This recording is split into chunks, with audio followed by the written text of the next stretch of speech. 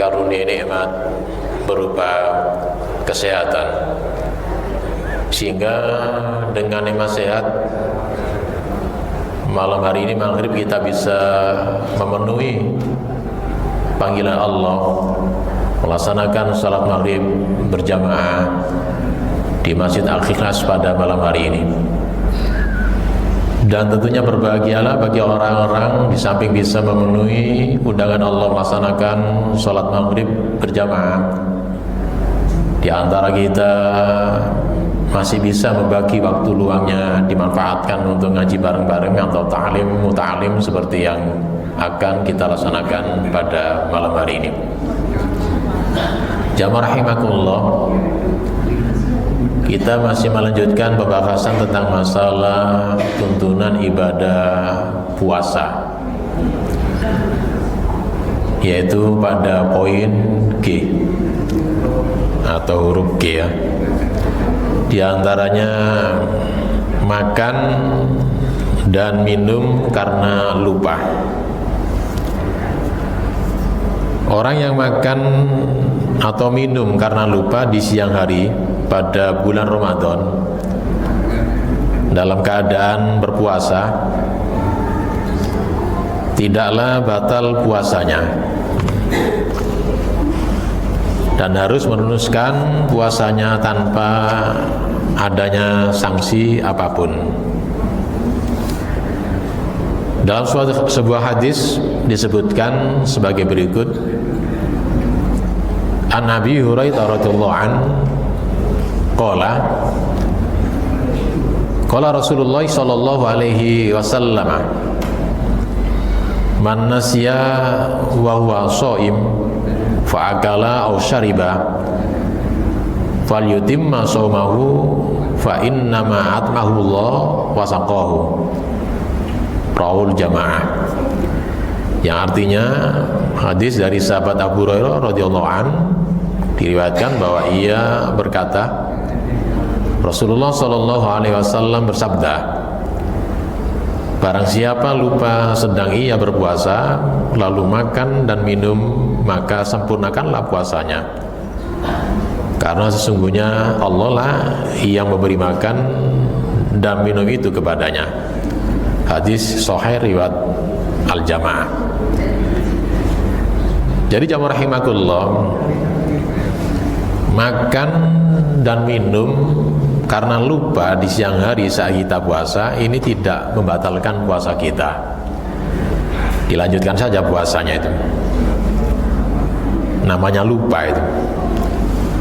Tapi perlu difahami ketika misalnya sudah ada yang mengingatkan, tahu kalau itu puasa, makannya jangan diteruskan, minumnya jangan diteruskan, ya berhenti. Kalau diteruskan, minum dan makannya menjadi batal. Kenapa? Karena sudah diberitahu itu. Ya. Tetapi manakala kalau lupa, tidak ada yang ingatkan, satu piring ya, lupa lagi, masih tanduk lagi ya, tidak apa-apa, tidak batal. Ya. Atau minum satu gelas lupa ya, tambah lagi 2 gelas ya, lupa, tidak apa-apa, teruskan aja puasanya. Jadi itulah karena hadis ini mengatakan sangat jelas, fa innama at'amullah, maka karena sesungguhnya itu makanan dari Allah, wasaqahu, dan Allah lah yang memberikan minum kepadanya. Kemudian jamaah rahimakumullah, ada hal yang perlu kita pahami bersama dalam ibadah puasa itu sendiri. Di samping kita tidak makan dan minum dan tidak berhubungan suami istri, tapi ada hal-hal yang harusnya kita jauhi selama kita berpuasa. Karena sebetulnya hakikat puasa itu kan adalah bukan hanya sekedar makan dan minum, dan bukan hanya sekedar menahan misalnya hubungan suami istri, tapi ada hal-hal yang sangat lebih penting lagi selama kita puasa, yaitu supaya nilai puasa kita punya nilai dan berbobot, punya pahala ya, maka ada hal-hal yang seharusnya kita jauhi selama kita berpuasa. Kan ada hadis jamaah rahimakumullah, kan min shaimin laisa lahu min siyami illal ju'. Ada mengatakan begini lafal yang lain. Jadi berapa banyak orang yang puasa dia hanya sekedar mendapatkan bisa menahan makan, minum dan lapar, tapi pahala puasa tidak mendapatkan. Itulah puasa yang tidak bisa menjauhi hal-hal yang dilarang ketika kita berpuasa. Berkata misalnya, atau melakukan hal-hal yang tidak sesuai dengan ajaran Islam, seperti berbohong, memfitnah itu, menipu, berkata kotor, mencaci maki, membuat gaduh, mengganggu orang lain, berkelahi, dan segala perbuatan yang tercela menurut ajaran Islam. Ini tidak boleh. Walaupun dia puasa misalnya tidak makan minum, tidak hubungan suami istri, tapi kalau puasanya misalnya berbohong, maka nilai puasa tadi itu akan hilang, ya, atau bisa berkurang itu.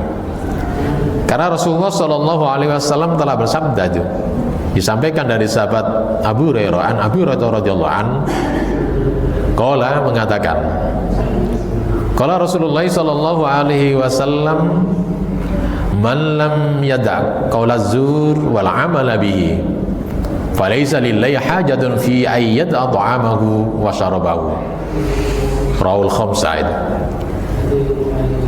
Rasulullah bersabda, sesungguhnya barang siapa itu, atau barang siapa yang tidak meninggalkan perkataan bohong dan suka mengerjakannya, maka Allah tidak memandang perlu orang itu meninggalkan makan dan minum. Jadi walaupun dia menahan makan, tidak minum, bagi Allah, Allah tidak butuh, tidak berhajat kepada orang yang puasanya yang tidak bisa meninggalkan perkataan dan perbuatan dusta. Hadis riwayat 5 itu maknanya diantaranya adalah Ahmad, Abu Daud, Tirmidzi, Nasai, dan Ibnu Majah. Juga ada hadis lain disampaikan oleh sahabat Abu Hurairah radhiyallahu anhu, qala Rasulullah sallallahu alaihi wasallam, idza kana yaumu shaum ahadikum fala yarfus yaumaid wala yaskhab, fa in satama ahadun aw qatalahu falyakul inni ru'um shaim. Rawal Bukhari wa Muslim. Yang artinya, ya, bersabda Rasulullah sallallahu alaihi wasallam, jika seseorang di antara kamu berpuasa, maka jagalah dari perkataan kotor pada hari itu, dan janganlah berbuat gaduh. Jika dimarahi oleh seorang atau dimusuhinya, hendaklah ia berkata, saya sedang berpuasa. Hadis Imam Bukhari dan Imam Muslim.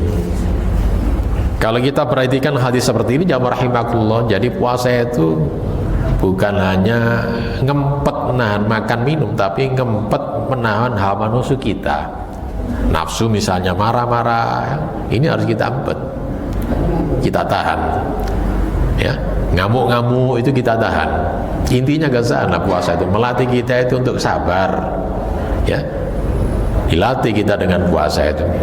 Sebab kalau puasanya misalnya tidak bisa menahan marahnya, ngamuk-ngamuk terus, marah-marah terus, maka puasa model begitu tidak ada nilai pahala sama sekali, walaupun dia bisa nahan makan dan minum dan menahan hawa nafsunya atau hubungan suami istri itu.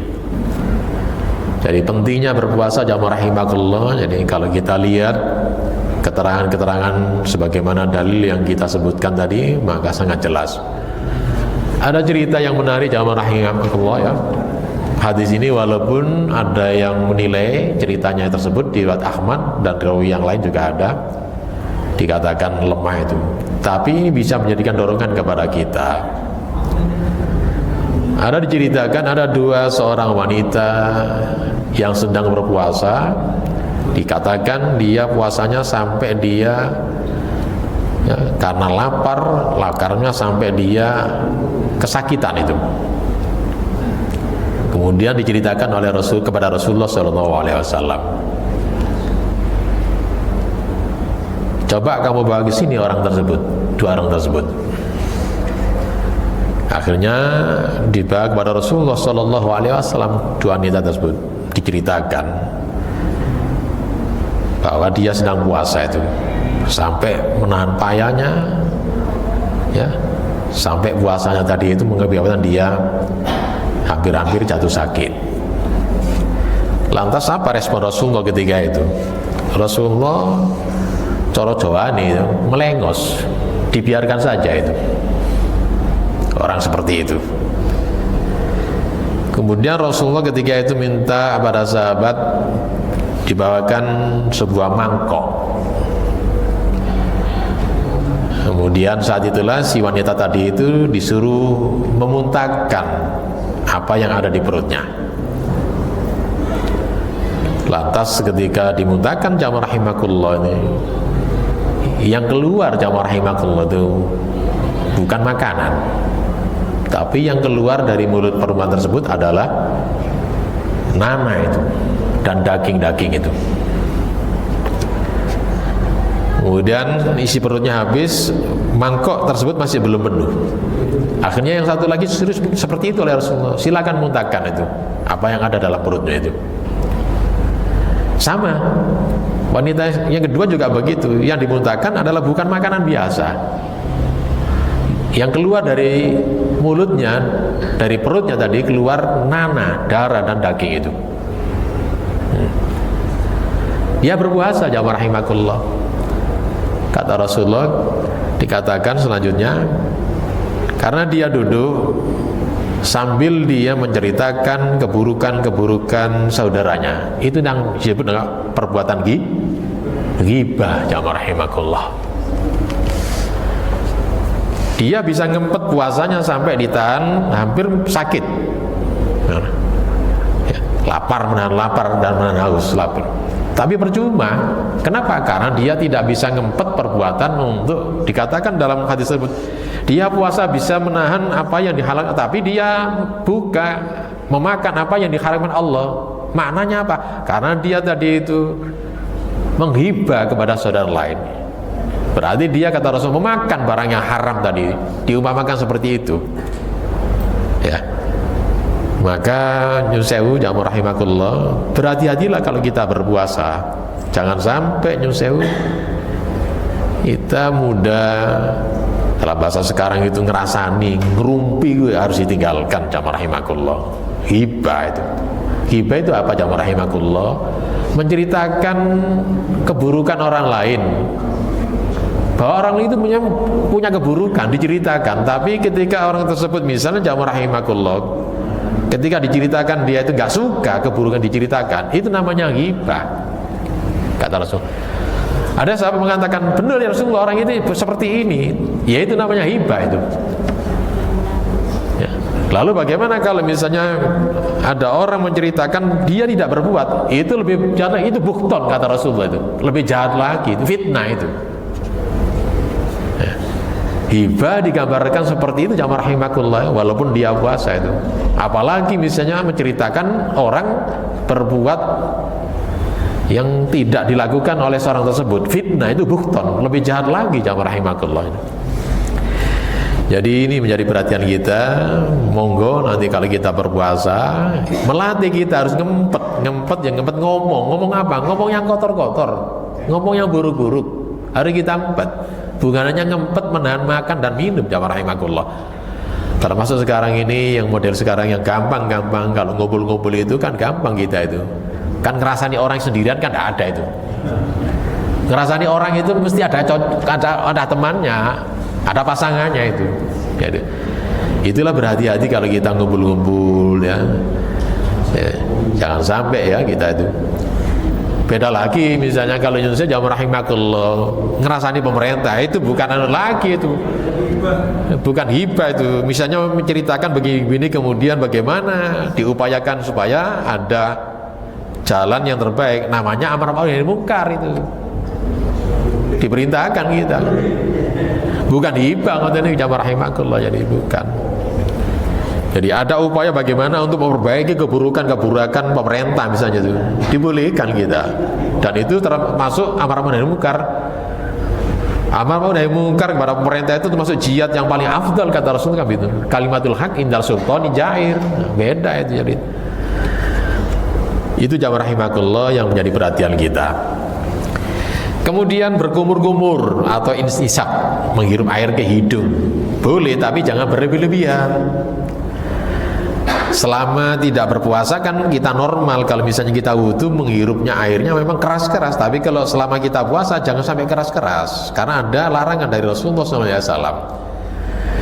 Disampaikan dari sahabat Al-Laqid bin Sabura, qala qultu ya Rasulullah akhbirni anil wudu, qala asbi'il wudu wa khallil bainal asabi babalih fil istisaq illa an takuna sha'iman.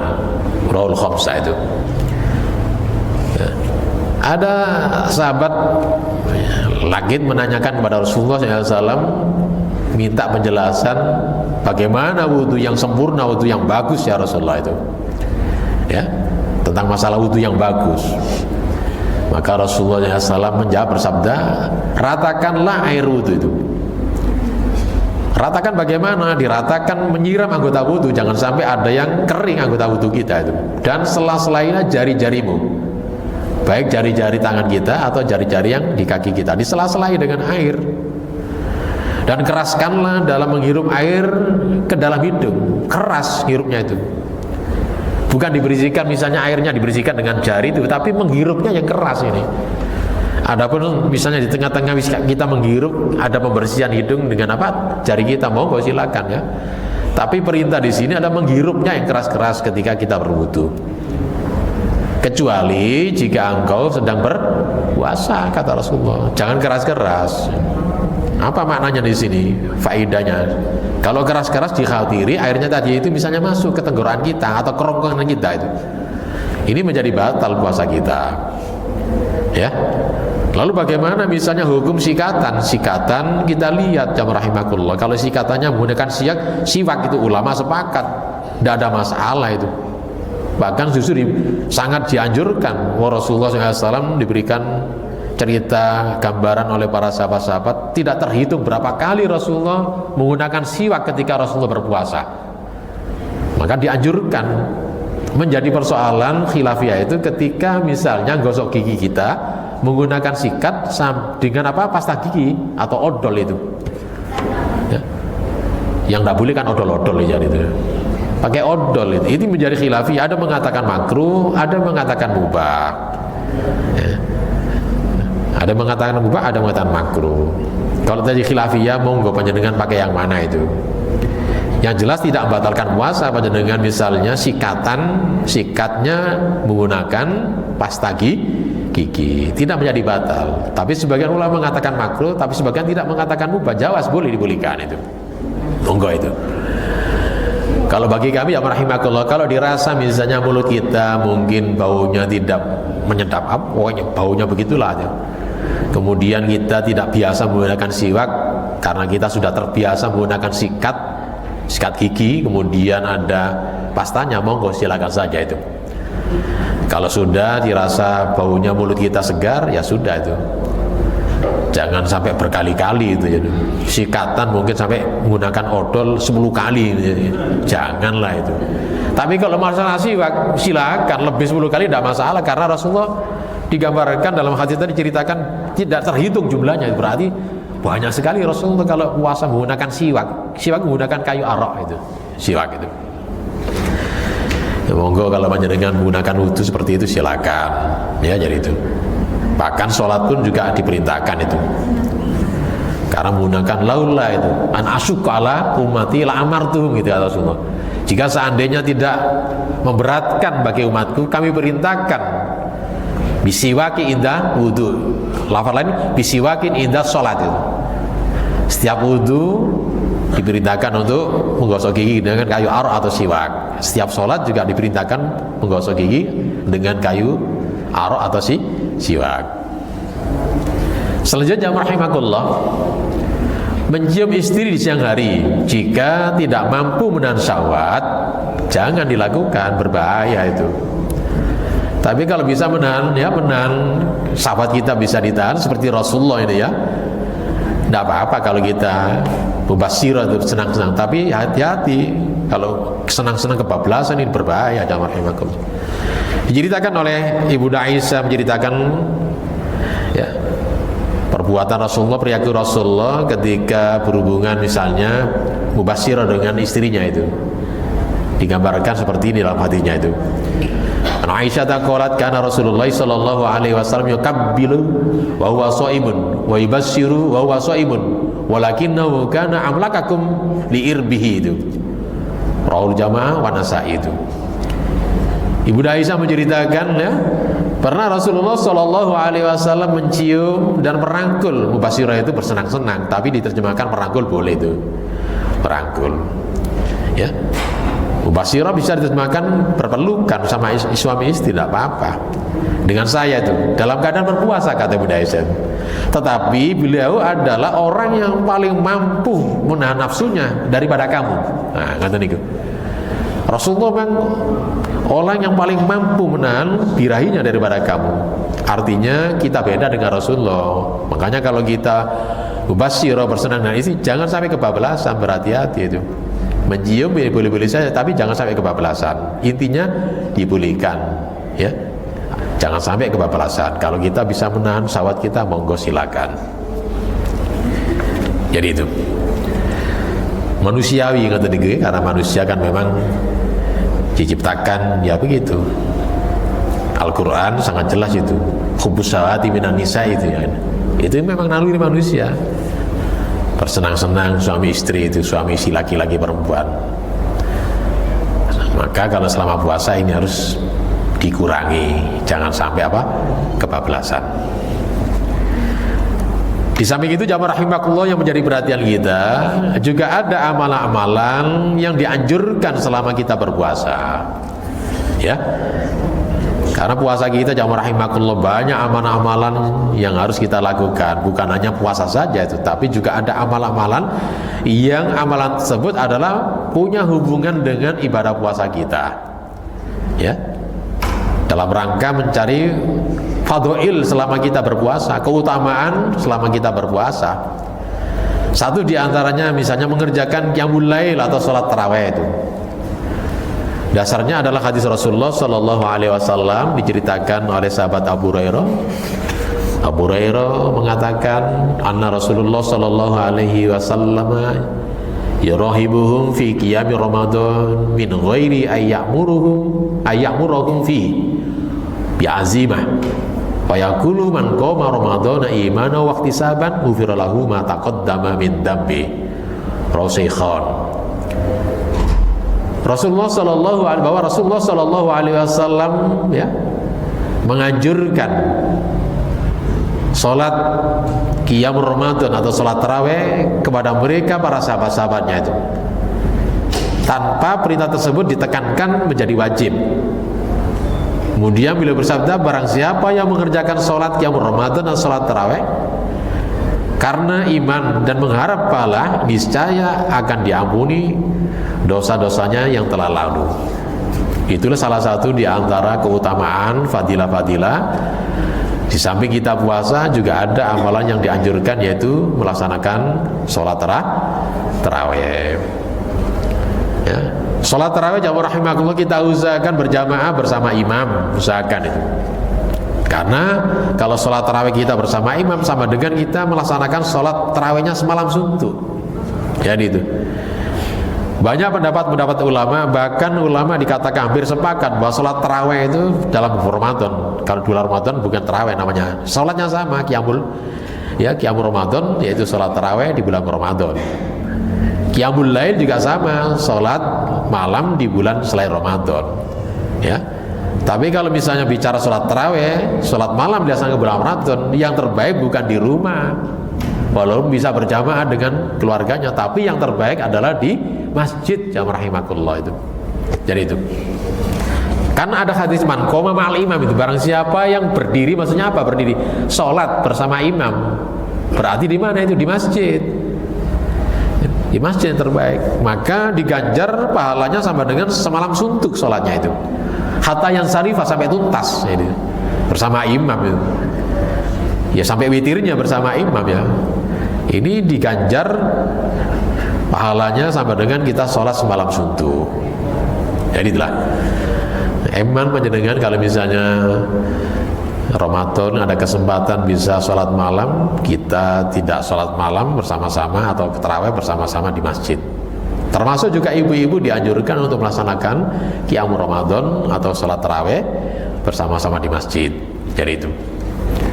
Hanya menjadi perhatian jamaah rahimakumullah, aturan sopnya harus tertib, jangan sampai campur baur ya.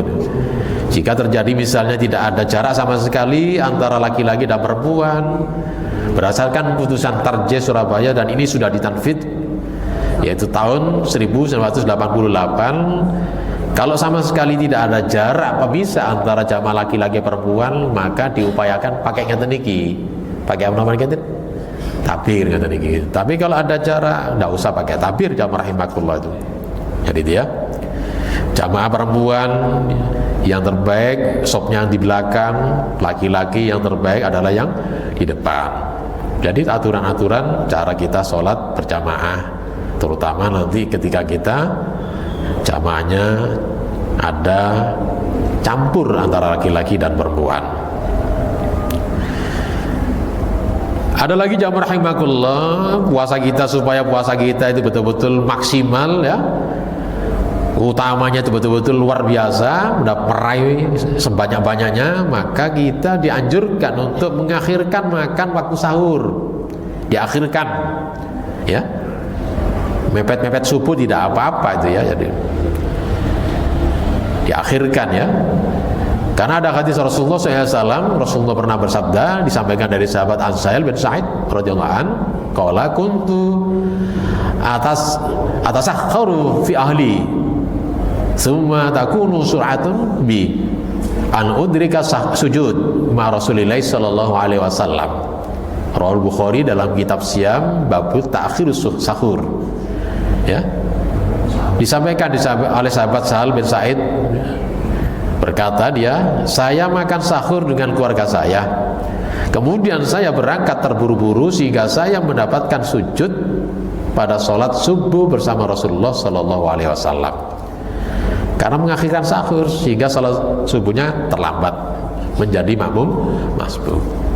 Diakhirkan, intinya jamaah rahimakumullah, mengakhirkan sahur ya. Karena dalam hadis lain diceritakan dari sahabat Abi Dar mengatakan, qala Rasulullah sallallahu alaihi wasallam, la tazalu ummati bi khair ma'ajjalu iftar wa akharu bisahur wa akharu sahur ya. Rasulullah pernah bersabda itu, umatku senantiasa dalam keadaan baik. Baik bagaimana? Pahala puasanya tentunya, keutamaan puasanya selama mereka menyegerakan berbuka. Makanya disebut takjil itu kan segera itu. Dan mentakhirkan sahur, diakhirkan sahur itu. Ini selama kita akhirkan, maka puasa kita itu adalah terhitung puasa dalam kebajikan-kebajikan. Makna kebajikan sangat luas sekali. Puasanya ada barokah, kata Rasulullah juga begitu. Sahur itu barokah, dan barokah yang terbanyak adalah sahur waktu-waktu yang akhir. Jadi itu. Yang ketiga jamaah rahimakumullah, di samping itu juga kita dianjurkan untuk menyegerakan berbuka atau takjil. Takjil ajal itu segera itu, jangan menunda buka itu. Dan bukanya di sini usahakan dengan kurma. Kurma usahakan ya, hilangkan ganjil ya. 1 atau 3 jadi. Jika kurma tidak ada sama sekali, baru sebagai apa namanya, atau mungkin buka yang kedua, maksudnya begitu.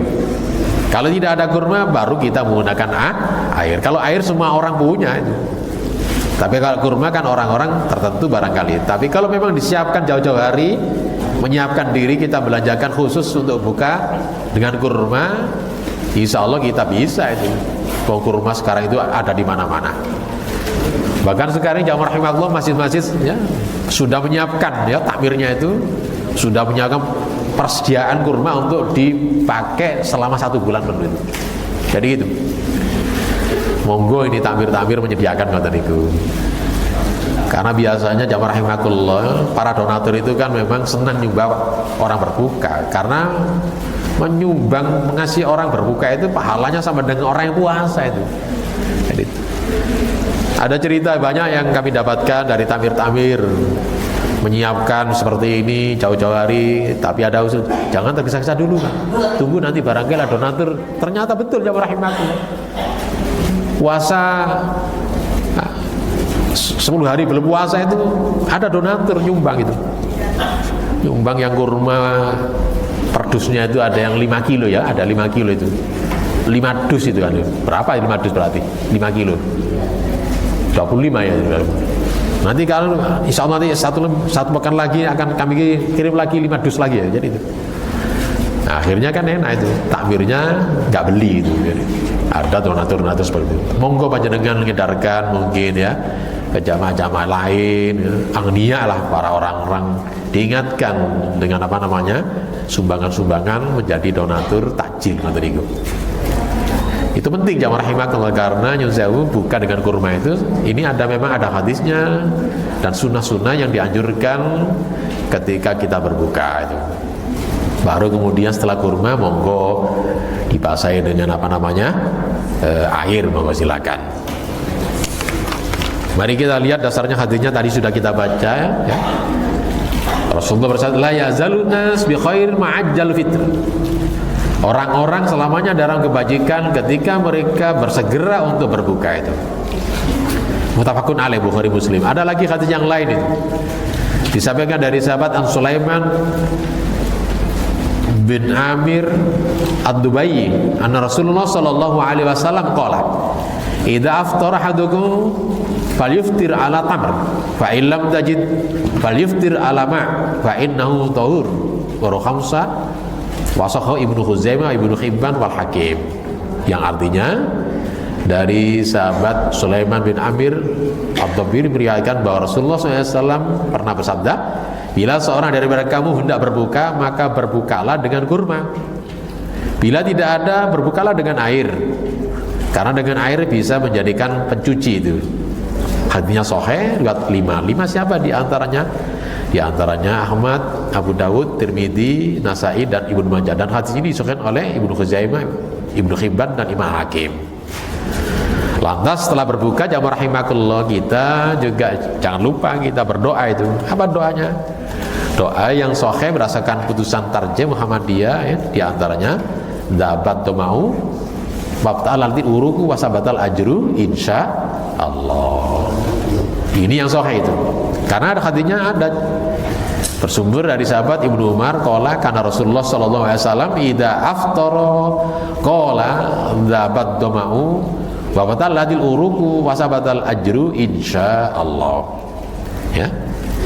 Jadi dari sahabat Ibnu Umar, apabila Rasulullah SAW berbuka, beliau berdoa dapat domau wa batal uruku wasabatal ajru insyaallah. Artinya apa?